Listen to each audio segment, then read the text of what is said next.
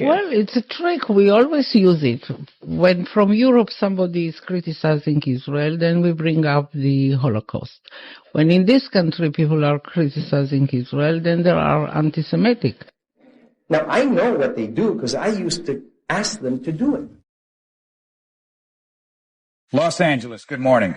Good morning. Brian, thank you for your network, actually.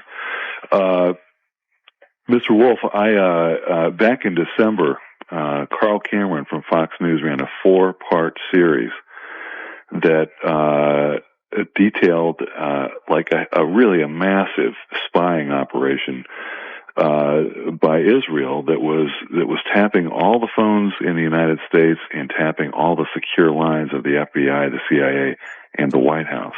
All the phones in the United States? Yeah, through companies that imagine that transcription effort. Well, of course it's done with keywords and all that in software, but the other thing was that all the secure lines to the White House and basically the entire federal government. They also said, and this was corroborated in a report released by the DEA, that there was a team of art students that were expelled. It was the largest spy-related expulsion in American history, that had teams of intelligence guys, Israeli intelligence guys, on the same block. And this was a Fox report? A Fox report by Carl Cameron. It was then. And they were the only ones that picked it up, although... Is that good or bad? Did you believe the report? Yeah, there definitely was a true report. The local newspaper reports had it and others, but no one on the air carried it, except Fox News. And then, to make matters worse, Fox News, even on their web, you can go into the December archives and look at the report. Actually, you can look at where the report was, Israeli spying or whatever. Carl Cameron broke 120 Israeli spies that were arrested in the United States shortly after the September incident, and some of these people had been shadowing the terrorists that blew up the buildings, living in the vicinity and keeping up with them. On May 17th, 2 Israelis were arrested in Washington State in a van that had traces of high explosives. I think it was 5 Israeli military spies, as the way they described, were in a building in Brooklyn watching the September bombing, and all this has been kept out of the press. And I just wonder.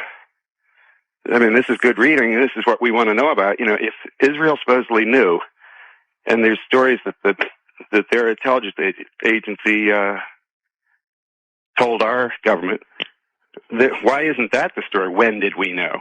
What did they know? When did they let us know? Fox's alert now on a new report accusing Israel of spying on President Trump.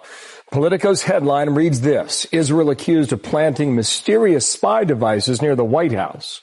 There are disturbing spy allegations against one of America's closest allies. Israel is denying a Politico report, accusing its government of planting surveillance devices near the White House and other sensitive locations around Washington. Politico also claims President Trump was aware but took no action to punish the Israeli government. And it is shown that Israel was behind the placement of these devices. That's based, it sounds like from this report, on an analysis of who was taking data off of them, because not all spy agencies can do this. They're sophisticated devices, they're expensive, and they essentially trick cell phone towers into allowing for the collection of calls and text, the content of calls themselves. The only other publicly known case of spying between Israel and the United States occurred in November of 1995 when an Israeli spy named Jonathan Pollard was arrested in Washington, D.C. and ultimately convicted of espionage on behalf of Israel. Pollard was sentenced to life in prison as part of the plea deal, but was ultimately released in 2015 in accordance to federal guidelines. Now, the White House is declining to comment on this report today. We did hear just recently from Israeli Prime Minister Benjamin Netanyahu himself, who echoed the comments from his office, calling this entire report a lie. But you can't criticize Jews. And if you think you can, try it tomorrow. Just go out and you say, I think Rockwell is right. I think these Jews are pulling something rotten on us. Try it. You'll be called an anti-Semite. You'll be subjected to terrorism. What the kids that have invited, you don't believe it, eh? I have spoken all over the country now for years, no difficulties at all. This is the first time when I have ever spoken where I've been treated so dishonorably, and the pressure comes from the Jewish war veterans, all these Jewish groups who never complain about the communists. I had to come up here at my expense, no fee, and I had to pay to come here to talk at Brown University because, first of all, my invitations was canceled by the college, and then when a brave bunch of kids invited me again, they were subjected to every kind of pressure in the world. A good example is right here where you're sitting. I told them every time I speak at a college, I draw the biggest crowds of any speaker they've ever had except possibly the president or somebody like that. Get a big hall. So what do they give them? Alumni hall. And they only let you have a few, and then they charge them $700 for police protection. And then you tell me that there is not some pressure? Why hasn't this happened to the communists? If these Jews are not committing pressure in order to avoid, will keep you from hearing this, how come this all happens right here, right now, tonight, in front of your eyes? What's going on? I maintain that there's nobody has the right to tell you what you can hear and what you can't hear. Some viewers may find the following video disturbing. Viewer discretion is advised.